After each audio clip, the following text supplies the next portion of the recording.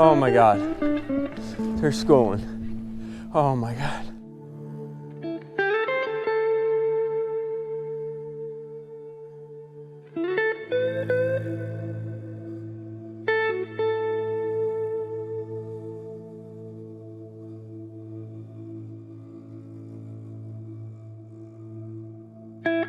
Good morning, boys. Welcome to beautiful Lake Lanier. This is one of my favorite lakes to fish. Hanging out with my homie Bog. He loves this lake too. He loves spots, dude. There are some absolute giant spots and some absolutely giant largemouth in this lake. We got to stop at Hammond's, see Tim at Hammond's Fishing Center.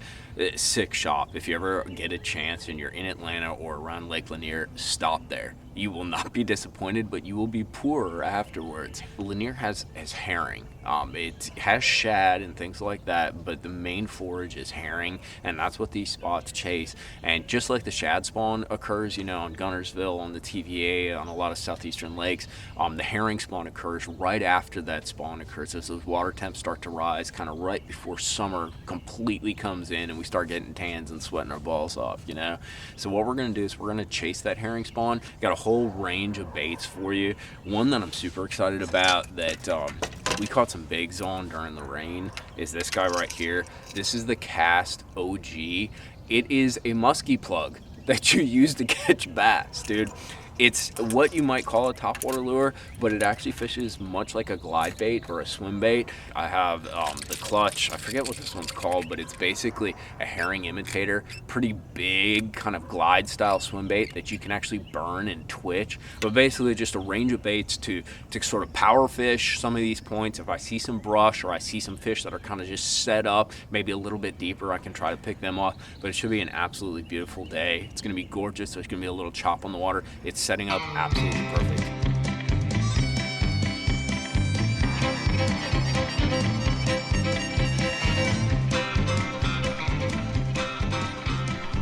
Got him. That's a good one, dude. Oh, that's a big one on the OG. Oh, get in here. Look at Bog. That is a giant freaking spot. Now that's how you start the morning up. We're gonna put her on the scale. Look how fat that spot is, bro. Yes, Bog, that's a very good one. Oh. Oh my God. They're schooling. Oh my God. Got him. Got him. Got another one. That's a great freaking big one too. Get in here. Get in here. Look out, Bog. Look out. Look out. This is craziness, bro. This is freaking craziness. I got two in the live well. We're gonna have to weigh all these fish, bro. Oh my God. Guys, I just rolled up to this point and I was gonna weigh, I caught like, I don't know if it's 3.5, 4, but I caught, oh my God. I got him. I got another one. I rolled up to this point and freaking, I caught like a 3.5, 4 pounder. And now, oh, he come off, no. So they started schooling while I was about to weigh this fish. And I gotta just fish. I don't know what to do. This lake continually blows my mind. I gotta calm down though, because I just pulled off another like 3.5, 4 pounder. But it's all like a window deal. My buddy Franco was telling me, like, you could be on the wrong point at the wrong time. Yep, here they go. See him? Oh my God, that's a great big one. And he's still up, he's still up. Lead him. Oh, God, he got it. They just freaking, they whale it. This is that OG, bro. Oh my God. This one isn't nearly as big. We're throwing her in, look out, Bog, look out, look out, look out, look out. Throwing her on a live well too. We're gonna have a limit in like 2 seconds, bro. You see him, guys? That's my top water and that's the fish under it.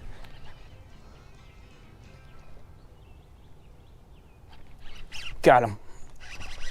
Bro, I didn't even know he had it. I heard him pop up. That is the smallest fish we've caught. still a freaking solid spot. Bug, look out, look out, look out. Oh my gosh. Tell you what, I've caught a lot of spots and a lot of pretty darn good spots on this lake. I've never experienced anything like this. All right, we're gonna put these fish on the scale. I gotta retie my OG. This is nuts. We got some pretty sizable critters in here, dude. Let's start with, oh, that's what spots do, bro. They're not happy people. All right, we got 216 on the first little guy. We're just gonna let him go real quick. There he goes. We got another one here. Dude. Oh my gosh. 374. Are you kidding me, dude? This is like 15, 20 minutes of spotted bass fishing. We're gonna get her back. All right, this one is 238. Yeah, that's how it's going down today, boy. I think this one's another 3 or 4 pounder. Bros, that is what you come to Lanier for. All right, let's get her on. Golly. All right, this guy's gonna come in at 361. So we had one almost 4 and this one just over 3.5. It's gonna put us at 12 pounds on 4 fish, dude. We got a great start to the day. Catching them in the coolest way possible on top water. That is absolutely sick. Let's get this thing released. Look at that beauty, dude. Go back to where you came from. Hell of a way to start the morning, boys. No! That was a bit of a reality check. I just casted off a $250 clutch swim bait. And that hurts. You know what's really bad is I mean, I care about the money, but the thing that really frustrates me is I stopped at a point right over there. I'm just hopping points, and I had a 5 to 6 pound spot follow that thing all the way to the boat. It has this really unique sort of like choppy action, but you can burn it. And I just sat here for 10 minutes with a net, and then I tied on like a big like tungsten weight and a treble. And I can't drag it up in the waters, and it's super gin clear, so I can't see anything. That sucks. That bait was super cool. Oh. Got him that time. That's another, that should call one.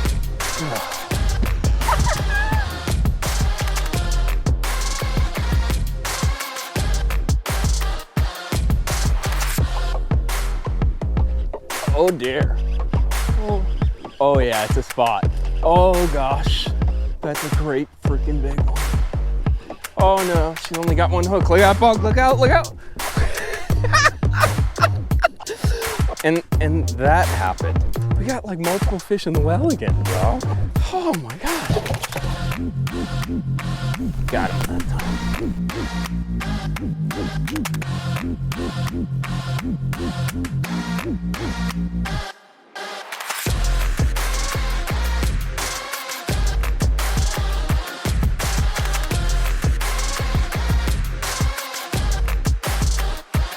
Wanted to show you guys something.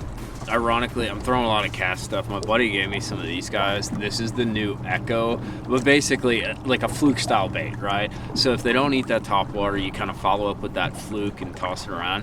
But everybody and their brother, their sister, their mom's mom, their father-in-law, you know, they all throw a fluke. And a lot of guys will nose hook it. Some guys will run like a straight shank through it. Something that I do to kind of differentiate it is I use this little hover hook like this. And it does tear baits up a lot faster, but what's really unique is when you start twitching it, whether it's the Echo, a fluke, whatever kind of like soft stick bait that you're using, it has this jumping up darting motion that's definitely different than using kind of like a circle hook or even Texas rigging it with like an O'Shaughnessy hook. This is the one that I'm excited about, dude. This one's a donk, and I had another one on that I think was bigger than this, but how about this? Bro, that's the spot you're looking for. It's another 354. So we're gonna throw her on the scale, and that's gonna put us at 15.65, dude.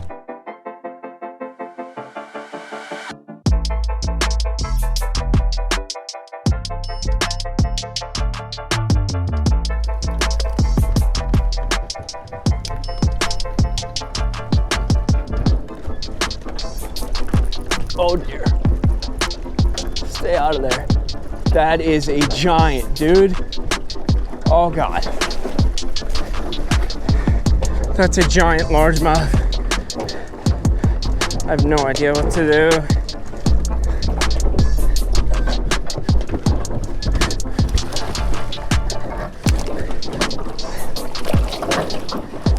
Got him. Gotta get us off this brick wall. Oh my God, dude. Oh my God. My God, I thought it was a stripe, bro. How about that, dude? Bro, I am freaking out. Like, there's so many cables. I don't even know how to explain it to you. The irony being, all I wanted to do is catch a 5-pound spotted bass, and then I run into a 5+ pound largemouth bass. We're gonna put her on the scale though. This is definitely gonna bump up our limit. I almost hit the break wall, dude. You gotta be really careful when you're fishing around that stuff. Right now, our smallest fish is 238. So let's see what this girl comes in at. That is what you call a big head right there. All right, let's see. This is a post-spawn largemouth, dude. You can still see her tail has a few bumps on it. I'm gonna get her on the scale and see what she comes in at. Yeah, that's gonna help. So that fish is 637, and that's gonna call out our 238. We just caught 20 pounds on Lake Lanier, 20 and a half actually. I don't know if you guys can see that, but yeah, that's 25 too, with a great big Donkatron bass. All right, let's get you in there. You are awesome. You're the biggest largemouth I have ever caught on Lanier. Bro, a little bit of luck went into that one, dude. I am so lucky she did not catch a cable or nothing. 20 pounds on Lanier. So how do you actually fish this cast, OG? It's one of the most counterintuitive topwaters that there is. It's almost more of a subsurface topwater style bait. I got this on an XD3 Pro. This is a 7.3 medium heavy. It's on the stouter side of a medium heavy, but it allows me to bomb the cast and also do these sweeping hook sets. 65 pound braid to 20 pound fluorocarbon leader. I like bombing it out there. We're on Lanier, it's super clear. I want that bait far away. I don't want to spook the fish. So once you get it out there, you'd think you want to start like twitching like a spook. That's incorrect. So what you're actually going to do is you're going to reel and shake the rod as you do it. So you're kind of twitching, but you're not like jerking it. And the mainstay of the retrieve is actually reeling, like 2 or 3 quick reels, kill it, 2 or 3 quick reels, shake that rod tip, and what ends up happening is this bait does this erratic. Sometimes it goes straight forward, sometimes it goes left, right. It never goes the same direction twice. And then what happens is the bait bobs up, and my buddy Franco taught me this. You want it to bob up and just sit there for a second. That's a part of the presentation. So you kind of twitch, 2 or 3 reels, and then you let that bait bob up. And that stall is usually when they eat it. Sometimes they'll eat it, especially if they're schooling, when it's being super erratic and darting around. But that little stall, when it bobs up, you can see it's going like 6 inches, 7 inches, 3 inches under the water. That little bob up is the key.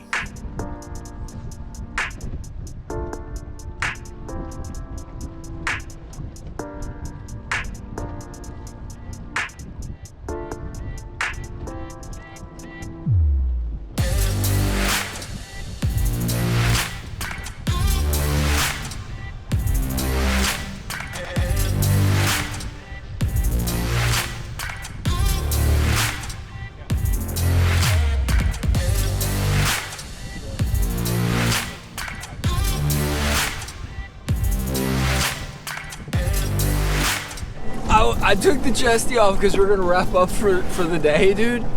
And I just got shelled. Like it's probably, I think it's a 4-pounder, dude. It's an absolute giant. Check this thing out. It smoked the OG, dude. Like absolutely smoked the OG. We're gonna put her on the scale real quick. See what we got. What we have to get rid of is a 324. Let's see if she'll help us. This fish is 407. 407. I think that's 21 pounds. Yeah, that puts us at 21.36. Dude, how about that? That's a dog spot. Let's get her released.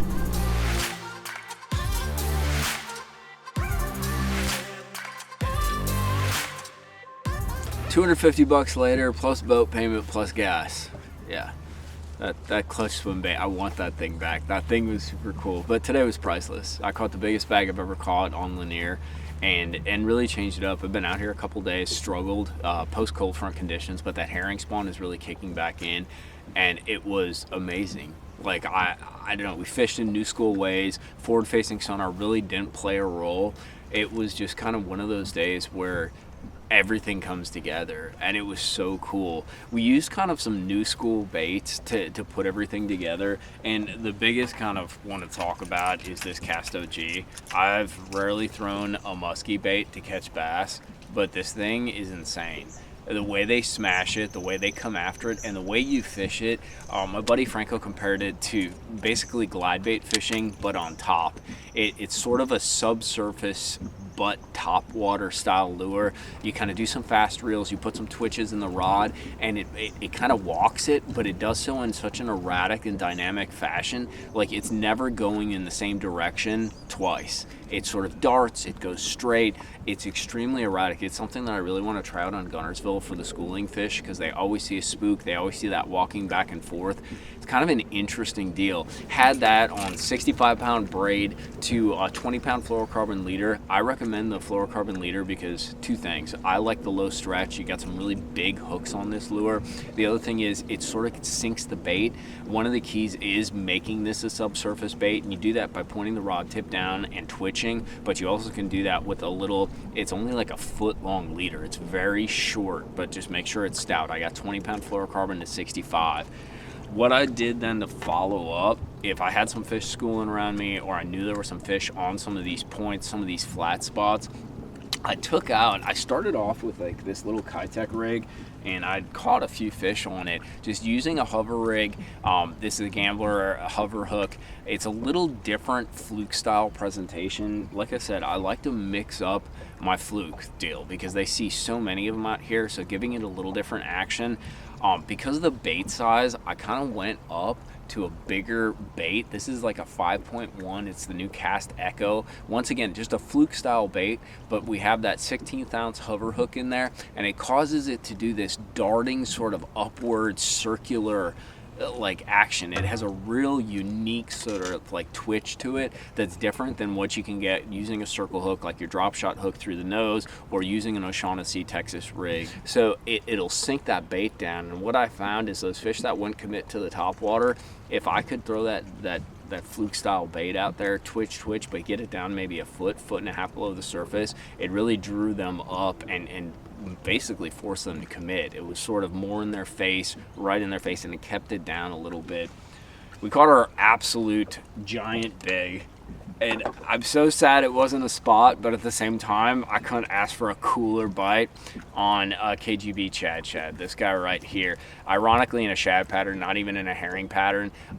Just twitching it along what I would call like a break wall or like a marina wall. The fish was probably just suspended. It probably just got out from spawning in some of those creeks, and she was just under there in the shade. There was some chop on there, probably blowing bait in, but it was a unicorn fish. You know, you're not going to catch a bunch doing that, but you can catch a great big one, and that's what she was. She was almost 6.5. Just a great big largemouth. This is a KS2 Elite 7.5 medium heavy, so a slightly softer rod.